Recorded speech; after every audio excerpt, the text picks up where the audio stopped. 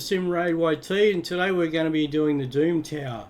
Before we go into the Doom Tower, we'll just check out the Great Hall so you can see what levels I'm at on the Great Hall, so you can see what I can achieve, what levels in the game. As you can see, I've put a lot of effort into the Void at this stage and for the accuracy on the Void, but we're building yellows as we go along. The champions we'll be using will be Mother Cybele. She'll be going the lead with her because she gives additional speed of 24%. Her skills are Master of Dread. As you can see, I've got it booked out. It attacks all enemies, has a 25% chance of placing a 30% decreased speed debuff for 2 turns. Her Soul Shepherd places a Revive on Death buff and a 60% increased defense buff on allies for 2 turns.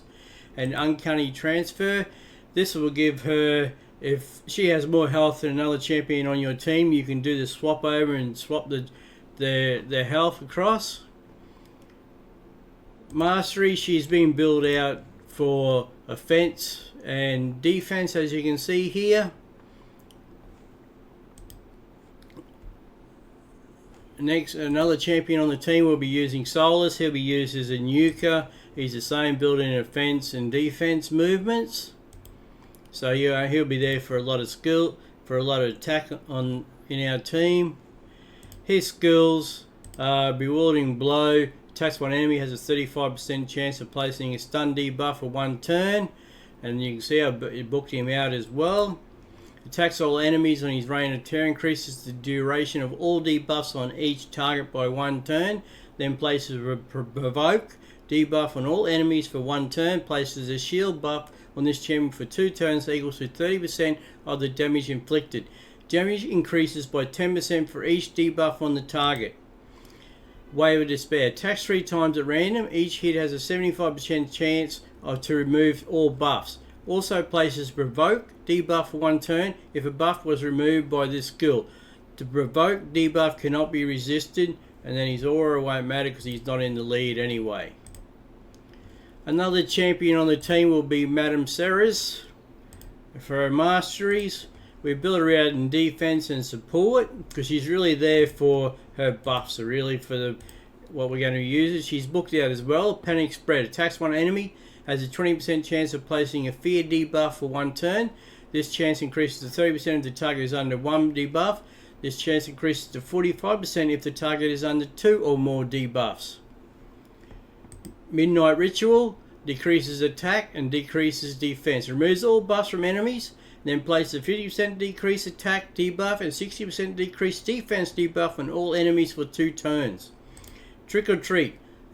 Attacks all enemies, has a 40% chance of stealing 1 random buff from each target, places a block debuff, buff on all allies for 2 turns if any buff is stolen, places a True Fear debuff for 1 turn on enemies who have buff stolen. And she's booked out as well.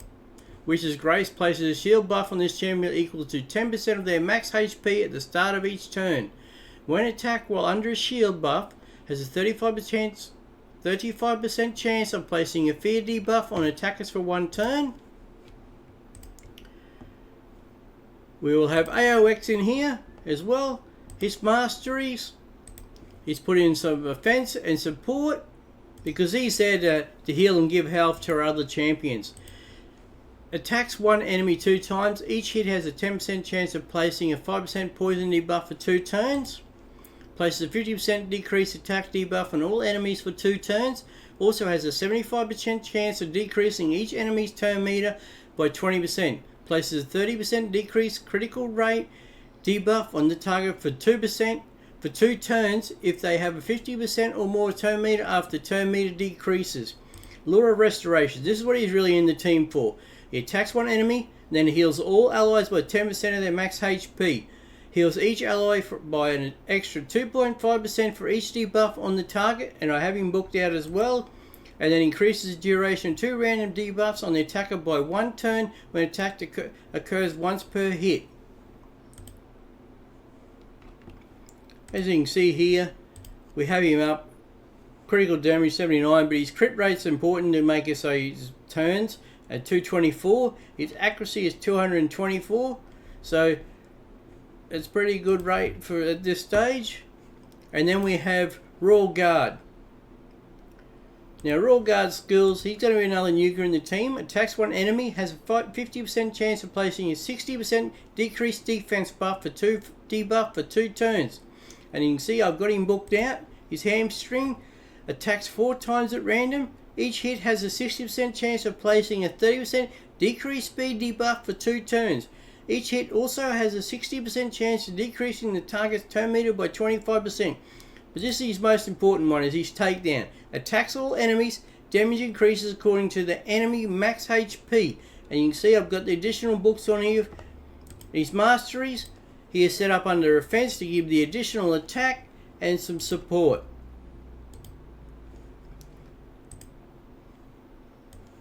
And that's how we'll be doing the start of the Doom Towers. And we'll be doing just the normal first.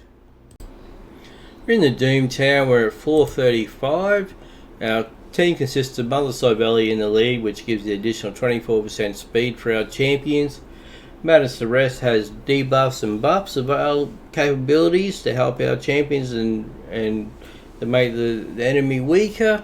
AOX, he has buffs as well and debuffs and healing abilities to heal our champions. And we have 2 nukers in the team in Royal Guard and Solus. They're just the nukers just to do as much damage as possible. Well, so Belly fires away first, as she has the most speed amongst all our champions.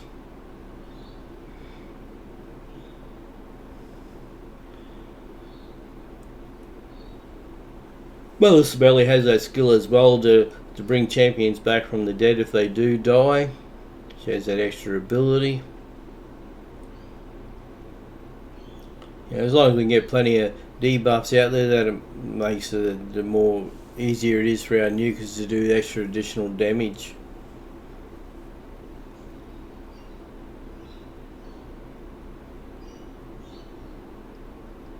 You know, we have decreased turn meters up here, remove shields, defense downs on these enemy. And that was 435 with a reward of 100k silver. Thank you.